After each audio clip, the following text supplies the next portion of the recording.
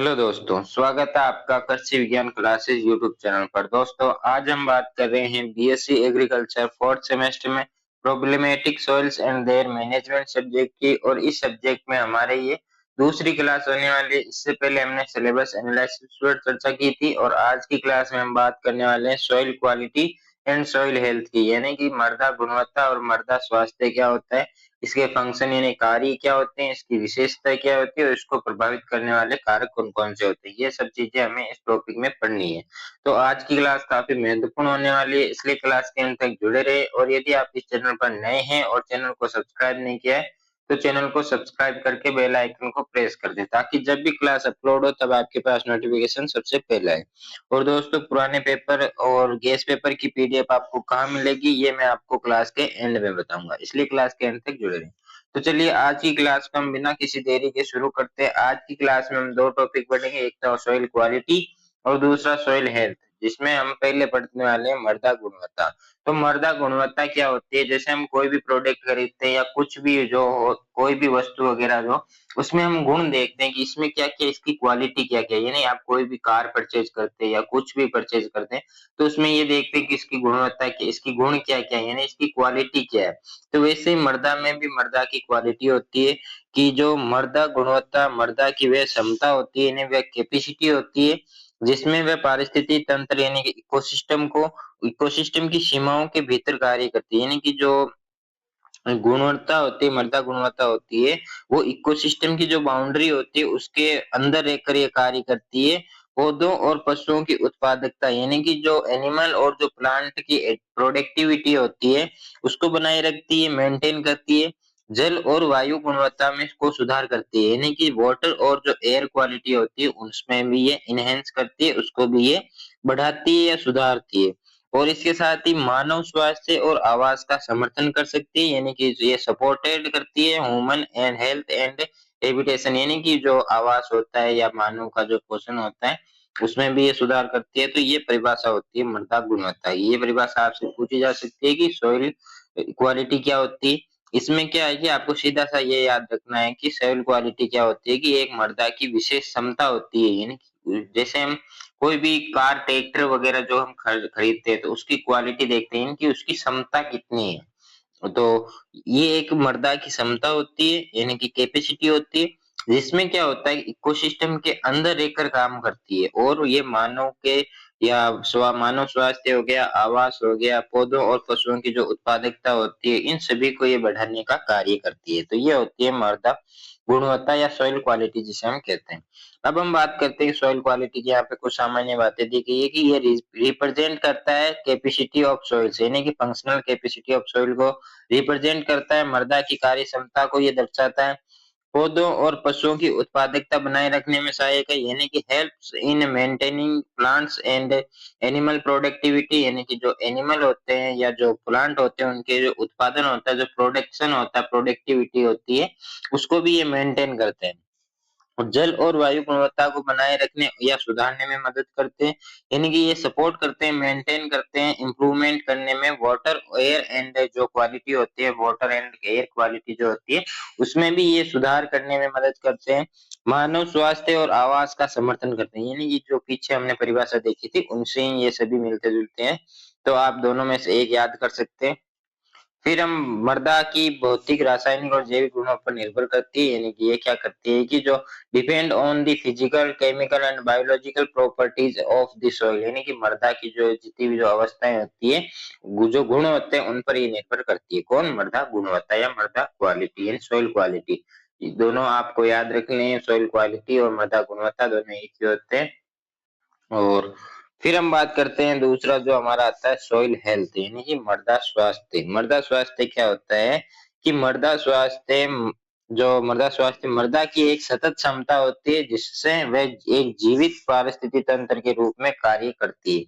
यानी कि मृदा स्वास्थ्य का क्या मतलब है? जैसे कि कोई मृदा है, मृदा तो वो तो कुछ सांस वांस लेती नहीं है, वो तो जीवित है नहीं, लेकिन मृदा के अंदर जो माइक्रोब्स रहते हैं, जो सूक्ष्म जीव रहते हैं, बैक्टीरिया वगैरह जो होते हैं, केंचुए हो गया, निमेटोड हो गया, ये सब, कुछ निमेटोड लाभदायक भी होते हैं, यानी कि ये सब क्या होती है, ये तो जीव होते हैं, सूक्ष्म जीव वगैरह, तो ये क्रिया करते हैं, ये मृदा को जीवित बनाते हैं, यानी कि मृदा को जो नेचुरल फार्मिंग होती है उसमें एक जीवित भाग माना गया है, जीवित पिंड माना गया है कि मृदा ऐसा नहीं है कि मृदा निर्जीव है, मृदा सजीव है, क्योंकि उसमें के मृदा भले ही मृदा के कण श्वास ना लेते पर मृदा के अंदर जो सूक्ष्म जीव रहते हैं, जो माइक्रोब्स रहते हैं, वो श्वसन करते हैं, वो सारी क्रियाएं करते हैं, इसलिए वो एक जीवित जीव होते हैं।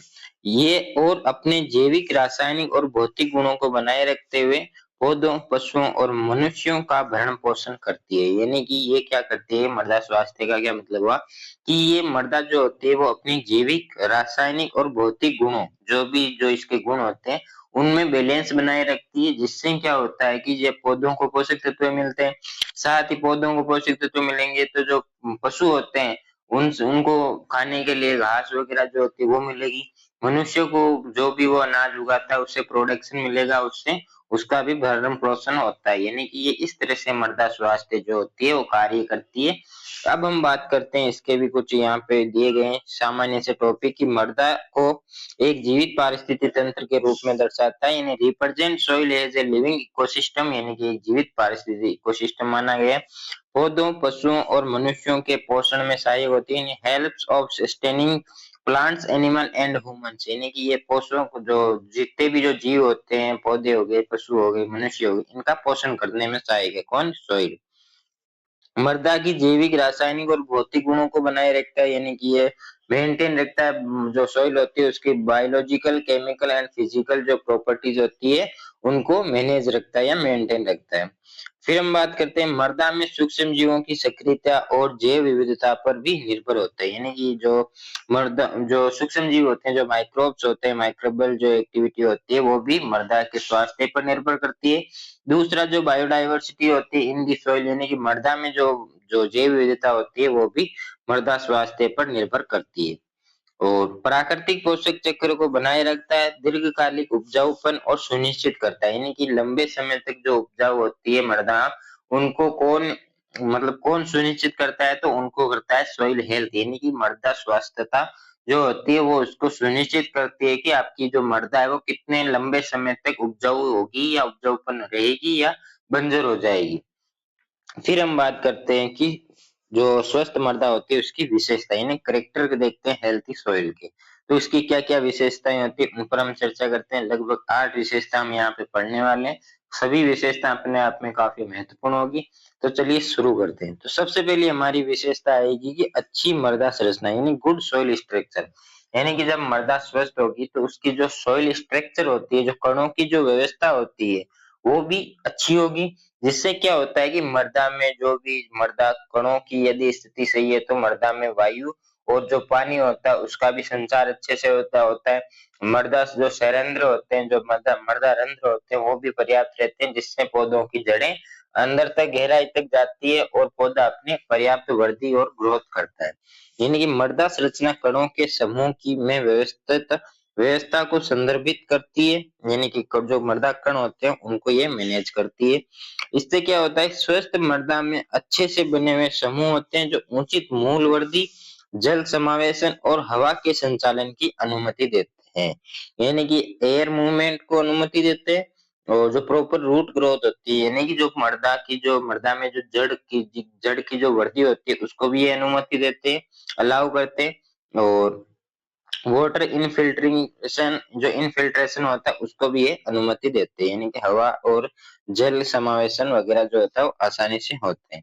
अच्छी संरचना वाली मृदा मृदा की छिद्रता, यानी कि जो सॉइल प्रोसिटी होती है या जो मृदा संरंध्रता जिसे हम कहते हैं, जिससे जड़ों को सांस लेने, पोषक तत्वों को अवशोषित करने में मदद मिलती है, यानी कि जब मृदा रंध्र पर्याप्त होंगे या मृदा रंध्र व्यवस्थित होंगे तो उससे क्या होता है कि जो मृदा में जल और वायु का आवागमन होगा, अच्छा संचार होगा, जिससे क्या है कि यदि जड़ें, पौधे की जड़ें जो होती है उसको मृदा में वृद्धि करने के लिए स्पेस मिलेगा तो वो अच्छे से अपनी वृद्धि कर पाएगी, साथ ही वह श्वास लेने में भी उसको सहायता मिलेगी और पोषक तत्वों का अवशोषण करने में भी उसको सहायता मिलती है। फिर दूसरा जो हमारा आता है पर्याप्त पोषक तत्व सामग्री, यानी कि यदि मृदा का स्वास्थ्य अच्छा है तो उसमें पोषक तत्वों की जो सामग्री होती है जैसे कि एनपीके हो गया या और भी जैसे सूक्ष्म पोषक तत्व होते हैं, वो आवश्यक पोषक तत्वों का संतुलन बना रहता है। यानी कि एनपीके में कौन-कौन से आते हैं? नाइट्रोजन, फास्फोरस और पोटाश, 3 पोषक तत्व आते हैं और भी ऐसे बहुत से सूक्ष्म पोषक तत्व होते हैं जो पौधों के लिए आवश्यक होते हैं। मृदा का पोषक तत्वों की आपूर्ति पौधों की आवश्यकताओं को पूरा करना चाहिए ताकि वे प्रभावी रूप से वृद्धि कर सके और पुनः उत्पादन कर सके। यानी कि जो मृदा पोषक तत्व होते हैं, उनकी आपूर्ति पौधों की आवश्यकताओं को पूरा करना चाहिए। यानी कि जो पौधों की जो मांग होती है पोषक तत्वों की, वो उनको पर्याप्त रूप से प्रदान करवाना चाहिए।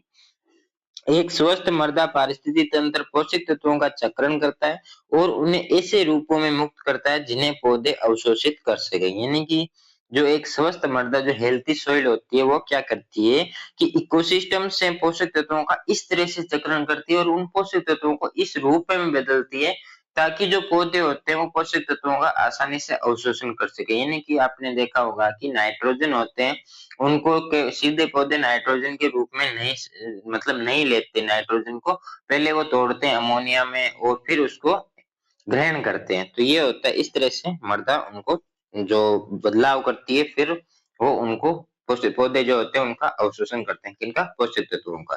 फिर हम बात करते हैं तीसरा, ऑप्टिमल पीएच लेवल, यानी कि जो पर्याप्त उपयुक्त पीएच लेवल कितना होना चाहिए। तो आदर्श मृदा का जो पीएच होना चाहिए वो 6 से 7 होना चाहिए। यानी कि जो हेल्थी सॉइल होती है, जो सभी फसलों या सभी के लिए जो आदर्श मृदा जो होती है उसका पीएच होना चाहिए 6 से 7। यानी कि आपने देखा होगा कि कैसे ऐसे बहुत से पोषक तत्व होते हैं, वह ऐसे बहुत से पौधे होते हैं जो कम पीएच पर वृद्धि नहीं कर पाते हैं, जो ऐसे पोषक तत्व भी होते हैं जो कम पीएच पर अपने जो पौधों को प्राप्त नहीं होते हैं। तो इस कारण ये आपको देखने को मिलता है। स्वस्थ मृदा सामान्यतः तटस्थ से हल्की अम्लीय यानी कि 6 से 7 होती है। मृदा का पीएच पौधों के लिए पोषक तत्वों की उपलब्धता को प्रभावित करता है। उचित पीएच ये सुनिश्चित करता है कि पौधे आवश्यक पोषक तत्वों तक पहुंच सके। यानी कि जब मृदा का पीएच उचित होगा तो पोषक तत्व आसानी से पौधों को मिल पाएंगे।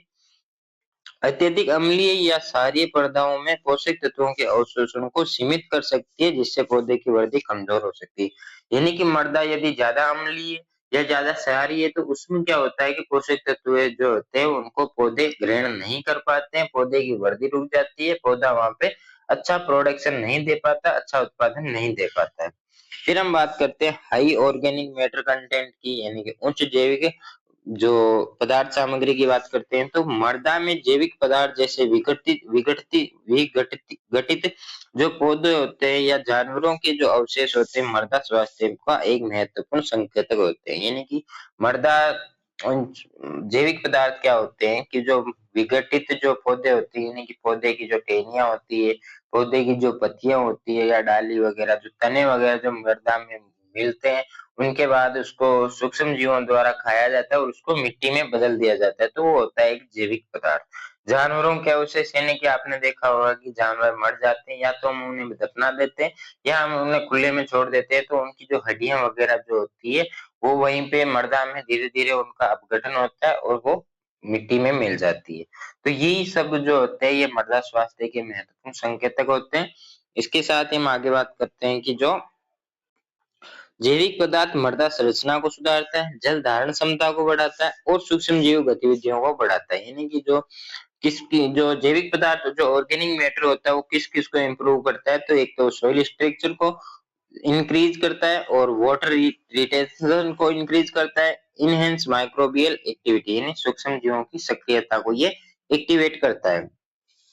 उच्च जैविक सामग्री मृदा में प्राकृतिक जैविक जैविक प्रक्रियाओं जैसे पोषक तत्वों का चक्रण और विघटन को भी समर्थन देती है। यानी कि जो उच्च जैविक जो सामग्री होती है, उच्च जो ऑर्गेनिक कंटेंट जो होता है वो सपोर्ट करता है नेचुरल बायोलॉजिकल प्रोसेस को इन दी सॉइल और लाइक करता है न्यूट्रिएंट साइक्लिंग एंड डिकम्पोजिशन, यानी कि जो जो विघटन होता है उसका भी ये समर्थन करता है। फिर अगला आता है गुड वाटर होल्डिंग कैपेसिटी, यानी कि जो अच्छी जल धारण क्षमता की बात करते हैं कि जो मृदा में जो अच्छी जल धारण क्षमता वाली जो मृदा होती है वो होती है सामान्यतः जो मृदा दोमट मृदा जो होती है उनको ये यहाँ पे अच्छी माना गया है क्योंकि इसकी जल धारण क्षमता भी अच्छी होती है और ये ना ही ये जल जमाव को भी नहीं मानती है। जो जल भराव होता है उसके विरुद्ध भी ये होती है, यानी कि इसमें ज्यादा जल भराव नहीं होता। जलमग्न के साथ जो समस्या होती है वो देखने को कम मिलती है। स्वस्थ मृदा पर्याप्त जल धारण करती है ताकि पौधों की वृद्धि को समर्थन मिले, लेकिन जल भराव न हो। यानी कि अच्छी जो हेल्थी सॉइल होती है वो क्या करती है कि जो वाटर होता है उसको पर्याप्त मात्रा में होल्ड करती है, यानी कि उसको ग्रहण करती है, धारण करती है, ताकि लंबे समय तक पौधे वहां से अपना जल जो होता है वो काम में ले सके, या जो पौधे होते हैं वहां से जल प्राप्त कर सके। मृदा की बनावट जल धारण की में महत्वपूर्ण भूमिका निभाती है, यानी कि जो मृदा बनावट जो होती है, जो सोइल टेक्सचर जो होता है वो जल धारण को प्रभावित करता है या उसमें भूमिका निभाता है।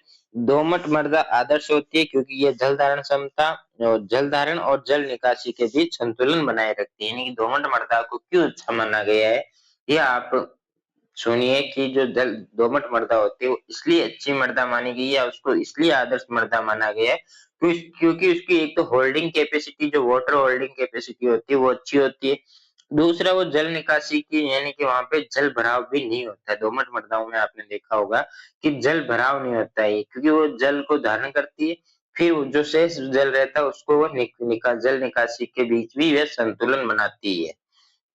अच्छी जल धारण क्षमता सूखा तनाव रोकती है, पौधों को निरंतर जल आपूर्ति सुनिश्चित करती है। यानी कि जब मृदा में अच्छी वाटर होल्डिंग कैपेसिटी होगी तो जल को अपने अंदर समाहित करेगी, उसको धारण करेगी, तो इससे क्या होगा कि लंबे समय तक पौधे को वहां से जल मिलता रहेगा धीरे धीरे, जैसे कि उसकी आवश्यकता होगी उस हिसाब से। फिर हम बात करते हैं हेल्थी सॉइल माइक्रोबियल एक्टिविटी, यानी कि जो स्वस्थ मृदा सूक्ष्म जीवों की गतिविधि की बात करते हैं। स्वस्थ मृदा में सूक्ष्म जीव पदार्थों को विघटित करते हैं, जिससे पोषक तत्व पौधों के लिए उपलब्ध होते हैं। मृदा के सूक्ष्म जीव कौन कौन से होते हैं, जैसे कि बैक्टीरिया हो गया, कवक और केंचुए जो होते हैं, या नेमेटोड भी, कुछ लाभदायक नेमेटोड भी होते हैं, या और भी ऐसे बहुत से सूक्ष्म जीव होते हैं जो मृदा में पाए जाते हैं। यहाँ पे कुछ महत्वपूर्ण सूक्ष्म जीवों के नाम दिए गए। पोषक तत्वों के चक्रण में, नाइट्रोजन स्थिरीकरण में और मृदा वायु संचार में ये अपना योगदान देते हैं। यानी कि ये क्या करते हैं, एक तो पोषक तत्वों का चक्रण करते हैं, दूसरा मृदा में नाइट्रोजन स्थिरीकरण करते हैं, और तीसरा क्या करते हैं कि मृदा में वायु के संचार को भी योगदान करते हैं या उसको भी बढ़ाते हैं। इसके बाद अगला जो आता है कि एक स्वस्थ सूक्ष्म जीव समुदाय मृदा में हानिकारक कीटों और रोगों को दबाने में मदद करता है। यानी कि ऐसे बहुत से मृदा में लाभदायक कीट भी होते हैं, सॉरी लाभदायक सूक्ष्म जीव भी होते हैं, और जो हानिकारक जो कीट वगैरह जो होते हैं, जो लाभदायक सूक्ष्म जीव होते हैं, वो यदि उनकी संख्या ज्यादा है तो वो ऐसे बहुत से हानिकारक कीट होते हैं या हानिकारक रोग होते हैं, उनको वो दबाने की क्षमता रखते हैं या उनको वो रोकने में, नियंत्रित करने में मदद करते हैं। फिर हम बात करते हैं मृदा अपरदन का अभाव, यानी कि स्वस्थ मृदा अपरदन के प्रति प्रतिरोधी होती है, जिससे इसकी संरचना बनी रहती है और ऊपरी मृदा की हानि रुकती है। यानी कि यदि आपकी जो सोइल है वो हेल्थी है, तो उससे क्या होगा कि जो सोइल इरोजन जो होता है, मृदा अपरदन जो होता है वो कम होता है। उससे क्या होगा, मृदा आपकी बनी रहती है, उपजाऊ बनी रहती है। उचित वनस्पति आवरण, अच्छा मृदा प्रबंधन हवा या पानी से मृदा अपरदन को रोकते हैं। मृदा अपरदन पोषक तत्वों को समाप्त कर सकता है, जिससे मृदा उर्वरकता में कमी आती है और फसल की पैदावार पर प्रभाव पड़ता है। यानी कि क्या होता है कि मृदा अपरदन से क्या होगा कि आपके पोषक तत्वों की भी हानि होगी, पोषक तत्व समाप्त हो सकते हैं, जिससे कि मृदा की उर्वरकता जो होती है, जो उत्पादन क्षमता जो होती है वो खत्म हो जाएगी, और आपको आपकी जो फसल पैदावार होती है, जो क्रॉप प्रोडक्शन जो होता है वो कम हो जाएगा। फिर लास्ट हमारा आता है मृदा जैविक विविधता, यानी कि जो सोइल बायोलॉजिकल डाइवर्सिटी की बात करते हैं कि जो स्वस्थ मृदाएं सूक्ष्म जीव भी रहते हैं, पौधे और जानवरों के विविध समुदायों का समर्थन देती है। मृदा जैविक विविधता कीटों, रोगों और पर्यावरणीय तनावों के प्रति लचीलापन बढ़ाती है। विविध मृदा जीवों की से जैविक पदार्थों का विघटन होता है और मृदा उर्वरकता बनी रहती है। यानी कि ये जैविक विविधता का मतलब है कि मृदा में ऐसे बहुत से सूक्ष्म जीव भी पाए जाते हैं, और पौधे को भी, मतलब ये पौधों और जानवरों के भी समर्थन करती है, तो इसमें क्या है, विविधता पाई जाती है।